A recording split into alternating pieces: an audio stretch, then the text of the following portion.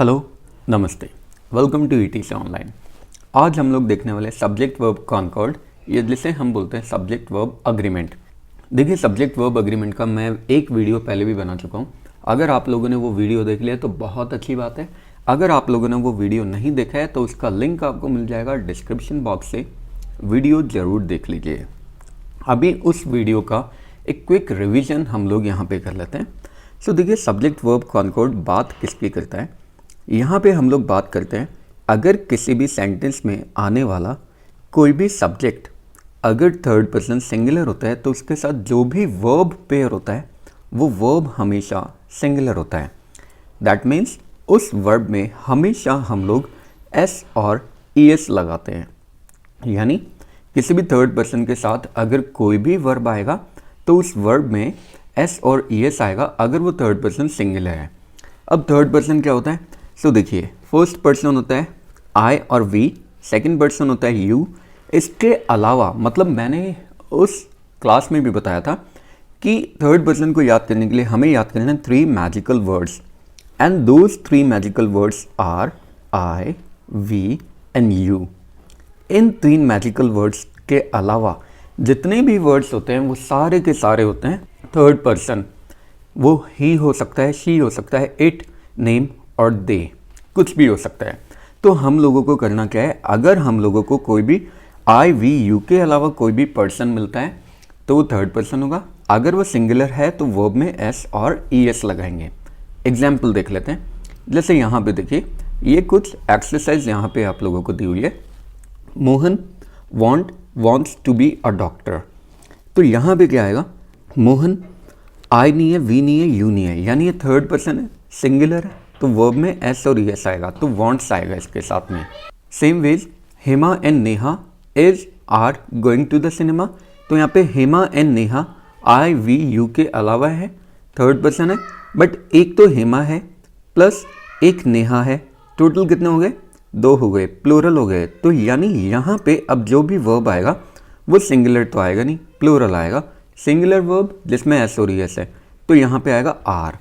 अब इसी तरह से ये 3 सेंटेंस है, इन तीनों सेंटेंस को आप लोग करिए और कमेंट सेक्शन में अपना आंसर भी आप लोग लिख दीजिएगा।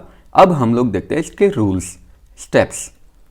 सो फर्स्ट रूल हमारे पास जो आता है ये सबसे ज़्यादा इम्पॉर्टेंट है और सबसे ज़्यादा सेंटेंस इसी रूल से बनते हैं। इसे देख लीजिए, ये सबसे ज़्यादा इम्पॉर्टेंट पॉइंट्स में से एक है। सो फर्स्ट पॉइंट हम लोगों को क्या बोलता है, अगर कोई भी नाउन या प्रोनाउन किसी भी प्रेपोजिशन के बाद आ रहा है तो वो ऑब्जेक्ट बन जाएगा उस पर्टिकुलर प्रेपोजिशन का। और वर्ब कभी भी ऑब्जेक्ट से अग्री नहीं होता, क्योंकि हम लोग बात करें सब्जेक्ट वर्ब अग्रीमेंट की, तो ऑब्जेक्ट वर्ब से अग्री नहीं करेगा, सब्जेक्ट करेगा। तो रियल सब्जेक्ट हम लोगों को फाइंड आउट करना पड़ेगा, और रियल सब्जेक्ट हमें कहाँ मिलेगा? प्रेपोजिशन से पहले। देखिए, इसे मैं थोड़ा डिटेल में समझा देता हूँ। ये जो वर्ड होता है ऑब्जेक्ट, ये हम लोगों को हमेशा 2 जगह पे मिलता है।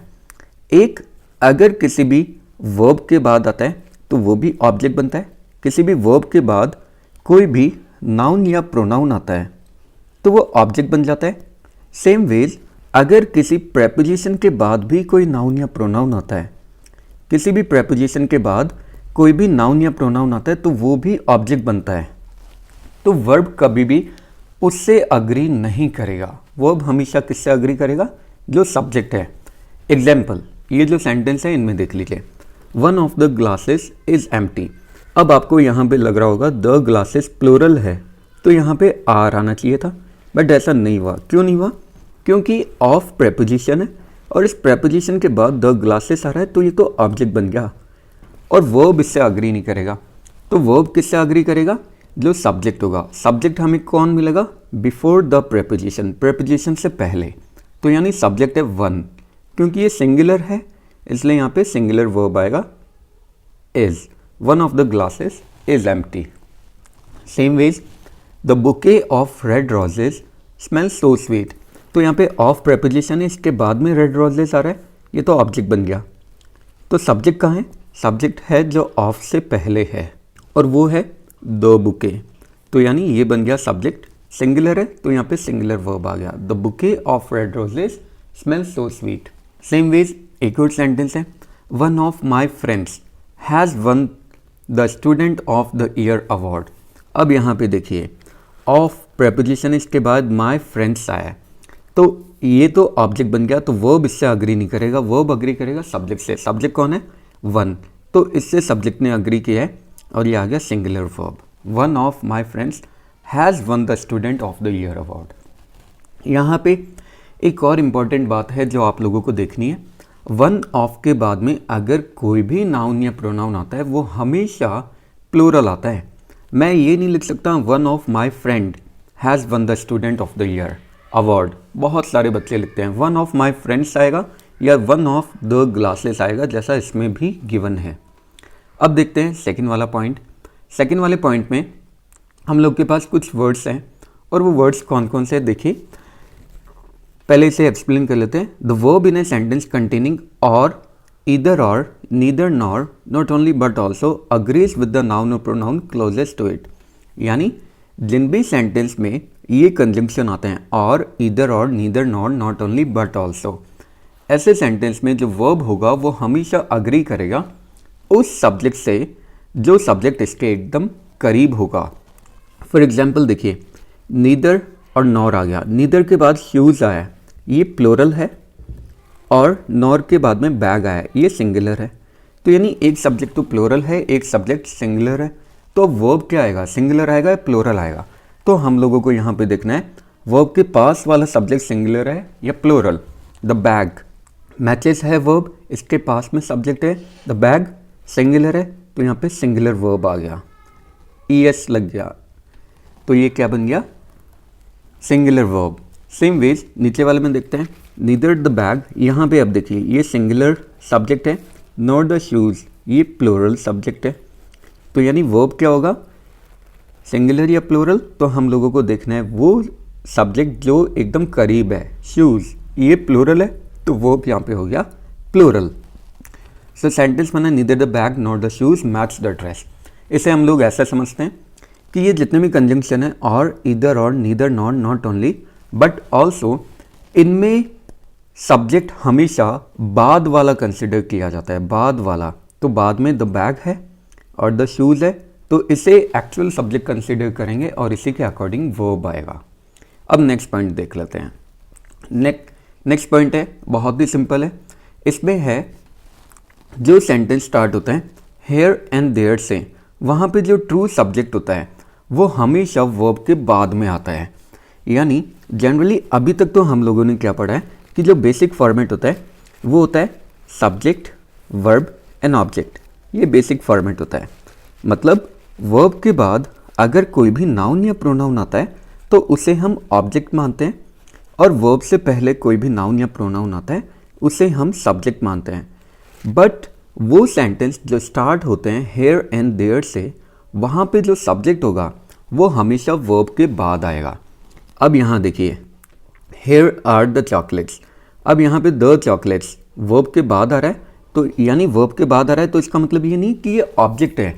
ये सेंटेंस स्टार्ट हो रहा है हेयर से, तो यहाँ पे पहले वर्ब आएगा, इसके बाद में जो आ रहा है वो सब्जेक्ट है। चॉकलेट्स ये सब्जेक्ट प्लूरल है, तो यहाँ पे वर्ब हमने पेयर किया है आर, प्लूरल हो गया। Same ways there is a big puzzle on the road, तो यहाँ पे देखिए देयर से सेंटेंस स्टार्ट हो रहा है, तो इज वर्ब हो गया, इसके बाद में जो आ रहा है ये सब्जेक्ट है। अ बिग पजल ये सब्जेक्ट है, कौन सा सब्जेक्ट है?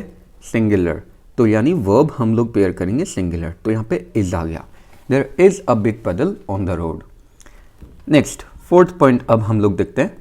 देखिए ये वाला जो पॉइंट है ये बहुत ही इंपॉर्टेंट है, साथ ही साथ बहुत ही लॉजिकल भी है, इसलिए इसको आप लोग ध्यान से समझिएगा। कुछ वर्ड्स हम लोगों के पास होते हैं अ लॉट ऑफ, ऑल और सम।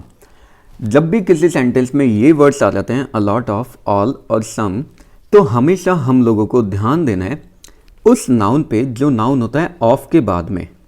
अगर ऑफ के बाद वाला नाउन सिंगुलर है तो जो वर्ब होगा वो भी सिंगुलर होगा। अगर ऑफ के बाद वाला नाउन प्लूरल है तो हम लोग प्लूरल वर्ब को यूज़ करेंगे। एग्जाम्पल देखिए all of the cake is gone, यहाँ पे ऑफ के बाद में द केक सिंगुलर है तो सिंगुलर वर्ब आ गया। यहाँ पे all of the cakes are gone, of के बाद में जो नाउन आया है द केक्स ये प्लूरल है, तो यहाँ पे प्लूरल वर्ब आ गया। अब आप में से बहुत सारे लोग सोच रहे होंगे कि अभी अभी पॉइंट नंबर 1 में, ऊपर लेके चलते हैं स्लाइड को, पॉइंट नंबर 1 में तो मैंने ये बताया है कि भाई प्रेपोजिशन के बाद में जो आता है वो तो ऑब्जेक्ट बन जाता है और वर्ब कभी भी ऑब्जेक्ट से अग्री नहीं करेगा। सब्जेक्ट हमें कौन मिलेगा? Before the preposition. लेकिन ये जो पॉइंट नंबर 4 है ये तो उल्टी ही बात कर रहा है। इसमें तो हमें क्या बोला जा रहा है कि ऑफ के बाद वाले नाउन को देखना है। अगर ऑफ के बाद नाउन सिंगुलर है तो सिंगुलर वर्ब आएगा, अगर ऑफ के बाद नाउन प्लूरल है तो प्लूरल वर्ब आएगा। तो यानी ऑफ के बाद ये जो नाउन है द केक, ये तो ऑब्जेक्ट है, तो ऑब्जेक्ट के अकॉर्डिंग यहाँ पे वर्ब क्यों आया? वर्ब ऑब्जेक्ट से तो कभी अग्री करता ही नहीं है। तो इसका आंसर मैं आप लोगों को बता देता हूँ। देखिए, ये कुछ डिटर्मिनेंट्स है हम लोगों के पास, अ लॉट ऑफ, ऑल और सम। इन डिटर्मिनेंट्स को हम लोग यूज़ करते हैं काउंटेबल नाउन और अनकाउंटेबल नाउन के लिए भी। ये जो डिटर्मिनेंट्स होते हैं ऑल, अ लॉट ऑफ और सम, ये काउंटेबल नाउन के लिए भी यूज़ होते हैं और अनकाउंटेबल नाउन के लिए भी यूज़ होते हैं।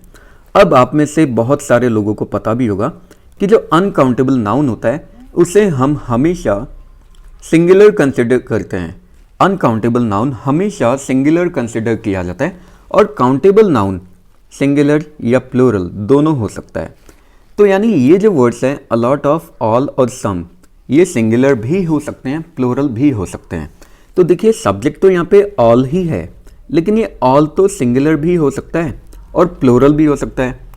Same ways a lot of, ये सिंगुलर भी है, प्लूरल भी, सम सिंगुलर भी है, प्लूरल भी। तो यार वर्ब में कौन सा पेयर करूँगा? सिंगुलर पेयर करूँगा या प्लूरल? तो ऐसे कंडीशन में मुझे क्या देखना पड़ेगा? ऐसी कंडीशन में मुझे देखना पड़ेगा ऑब्जेक्ट को। ऑब्जेक्ट को देख के मुझे आइडिया लग जाएगा, क्योंकि ऑल, अ लॉट ऑफ और सम तो मुझे आइडिया दे नहीं पा रहे कि ये सिंगुलर है या प्लूरल। तो जब मैंने ऑब्जेक्ट को देखा तो ऑब्जेक्ट को देख के मुझे आइडिया लग गया कि यहाँ पे ये जो ऑल यूज हुआ है ये सिंगुलर है या plural. For example, all of the cake, of के बाद में द केक आया है, ये सिंगुलर है, तो यानी ऑल मैंने यहाँ पे सिंगुलर के लिए यूज किया है, तो ये सिंगुलर वर्ब को पेयर करेगा।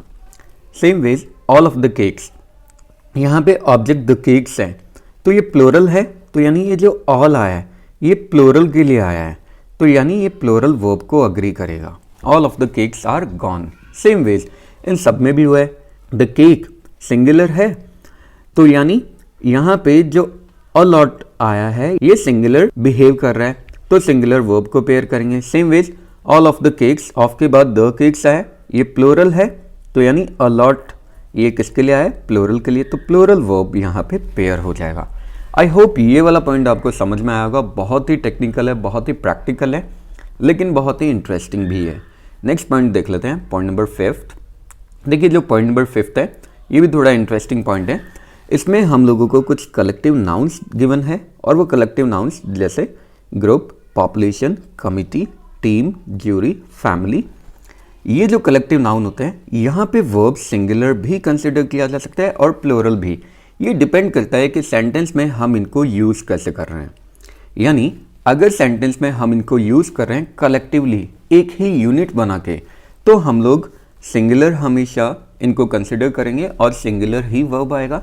लेकिन अगर सेंटेंस में हम इन्हें यूज़ कर रहे हैं डिवाइड करके, यानी अलग अलग बात हम लोग कर रहे हैं, इनको डिवाइड करके हम लोग इनकी बात करें, तो इनको प्लूरल कंसिडर किया जाता है, और फिर यहाँ पे जो वर्ब पेयर होगा वो वर्ब भी प्लूरल होगा ऑब्वियसली।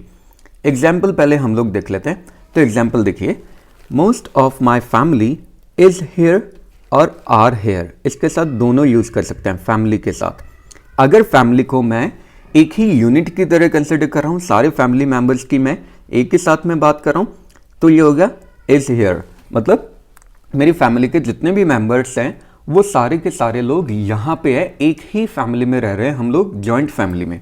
और most of my family are here, अब यहाँ पे हम लोग ये मान सकते हैं कि ये न्यूक्लियर फैमिली की बात कर रहा है, लेकिन वो सारे के सारे जो मेंबर्स हैं वो अलग अलग फैले हुए हैं। हम लोग यहाँ रहते हैं, फिर हमसे कुछ 2 मकान आगे छोड़कर दूसरी फैमिली के लोग रहते हैं, हम लोगों के अंकल रहते हैं, फिर 2 मकान छोड़ के एक दूसरे अंकल रहते हैं। तो यहाँ पे मैंने फैमिली की बात की है, बट डिवाइड फॉर्म में मैंने यहाँ पे बात की है, तो यानी प्लूरल मैंने यहाँ पे कंसिडर किया है।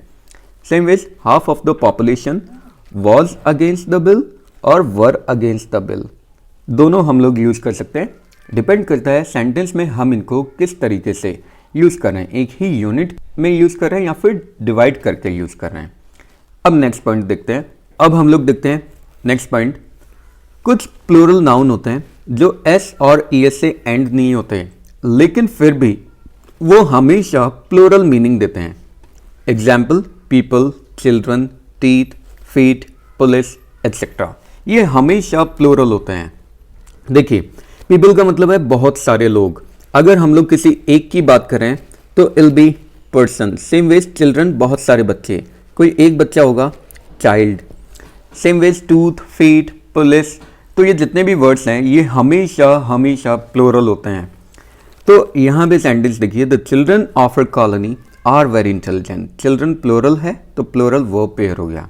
Same ways people have appreciated our efforts, people plural है तो यहाँ पे प्लूरल वर्ब आ गया जिसमें एस और ई एस नहीं है। तो ये हो गया पॉइंट नंबर 6। अब जैसा पॉइंट नंबर 6 है बिल्कुल इसी का ऑपोजिट है पॉइंट नंबर 7। मैंने ऑपोजिट क्यों बोला? देखिए, पॉइंट नंबर 6 में हम लोग बात कर रहे हैं ऐसे वर्ड्स की जिनमें एस और ई एस नहीं है बट फिर भी वो प्लूरल है। और यहाँ पे पॉइंट नंबर 7 में हम लोग बात करेंगे ऐसे वर्ड्स की जहाँ पे एस और ई एस होगा। यहाँ पे एस और ई एस है लेकिन फिर भी ये सिंगुलर है। अब वो कौन से वर्ड्स हैं? तो देखिए, मैथमेटिक्स, सिविक्स, न्यूज़, इन सब में एस और ई एस है तो दिखने में तो ये प्लूरल है लेकिन मीनिंग इनका सिंगुलर है।